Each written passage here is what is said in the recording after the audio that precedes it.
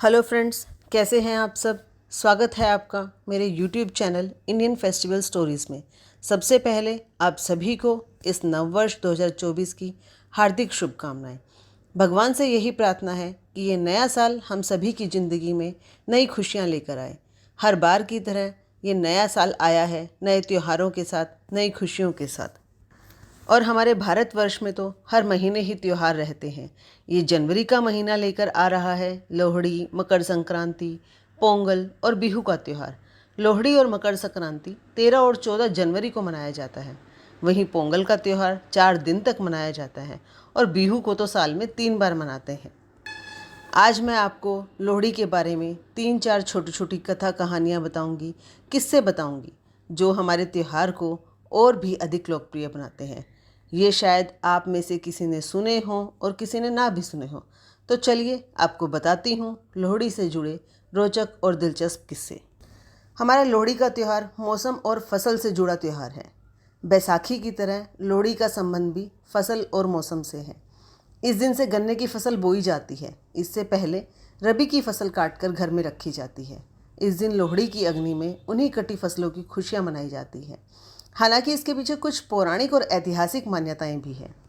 एक मान्यता ये है कि लोहड़ी का त्यौहार संत कबीर की पत्नी लोई की याद में मनाया जाता है। दूसरी मान्यता के अनुसार सती के त्याग के रूप में यह त्यौहार मनाया जाता है। एक कथा के अनुसार जब प्रजापति राजा दक्ष के यज्ञ की आग में कूदकर सती ने आत्मदाह कर लिया था, उसी दिन की याद में यह पर्व मनाया जाता है। एक कथा के अनुसार राजा कंस ने भगवान श्री कृष्ण को मारने के लिए नंद गांव में लोहिता नाम की राक्षसी को भेजा था। उस समय सब संक्रांति की तैयारी कर रहे थे। कृष्ण जी ने लोहिता का ही वध कर दिया। इस वजह से भी मकर संक्रांति से एक दिन पहले लोहड़ी मनाया जाता है। आइए अब आपको बताती हूँ एक और बहुत ही रोचक और ऐतिहासिक कथा के बारे में जो लोहड़ी के बारे में प्रचलित है। वो है दुल्ला भट्टी की कहानी। दुल्ला भट्टी का नाम तो आप सबने सुना ही होगा। लोहड़ी के लोक प्रचलित गीत में जिनके बोल हैं, सुंदरी मुंदरी हो तेरा कौन बिचारा हो, दुल्ला भट्टी वाला हो दुल्हे दी धी बियाई हो, शेर शक्कर पाई हो। अभी आप लोगों में से हो सकता है कुछ ना भी जानते हो कि दुल्ला भट्टी कौन था और उनका नाम इस त्यौहार से क्यों जुड़ा है। तो चलिए मैं आपको बताती हूँ दुल्ला भट्टी के बारे में। दुल्ला भट्टी मुगलों के समय में एक ऐसा बहादुर योद्धा था जिसने मुगलों के बढ़ते जुल्म के खिलाफ अपनी आवाज़ उठाई थी। मुगल शासक अकबर के समय में दुल्ला भट्टी पंजाब में रहता था। पंजाब के नायक की उपाधि भी दी गई थी उन्हें। कहा जाता है वो एक ऐसा लुटेरा था जो न केवल धनी व्यक्तियों को लूटता था बल्कि उन गरीब लड़कियों को बचाता था जो बाजार में बलपूर्वक बेची जाती थी। इसीलिए उन्हें पंजाब का रॉबिन हुड भी कहा जाता है। अब मैं आपको बताने जा रही हूँ दुल्ला भट्टी और सुंदरी मुंदरी नाम की दो बहनों से जुड़ी एक बहुत ही रोचक और दिल को छू लेने वाली कहानी के बारे में। एक बार दुल्ला भट्टी को सुंदरी मुंदरी नाम की दो गरीब बहनों के बारे में पता चला जिन्हें जमींदार उठा के ले गया था।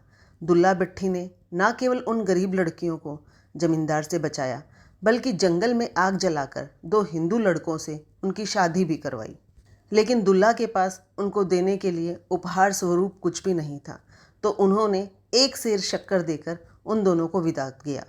ये तो थी दुल्ला भट्टी जैसे महान व्यक्ति की कहानी। चलिए अब आपको अपनी जानकारी के अनुसार थोड़ा सा इस त्यौहार के बारे में बताती हूँ। मैंने बचपन से इस त्यौहार से जुड़ी एक रोचक परंपरा देखी है कि गली मोहल्ले के छोटे छोटे बच्चे घर घर जाकर ये सुंदरी मुंदरी वाला गीत गाते हैं और लोहड़ी मांगते हैं।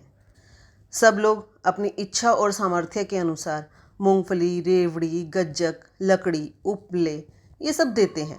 फिर रात के समय गली में इकट्ठे होकर लकड़ियाँ जलाई जाती हैं और सब अपने अपने घरों से लाई मूंगफली, रेवड़ी, गज्जक में से अग्नि में से प्रवाहित करके या होम करके वहीं एक साथ बैठकर खाते हैं।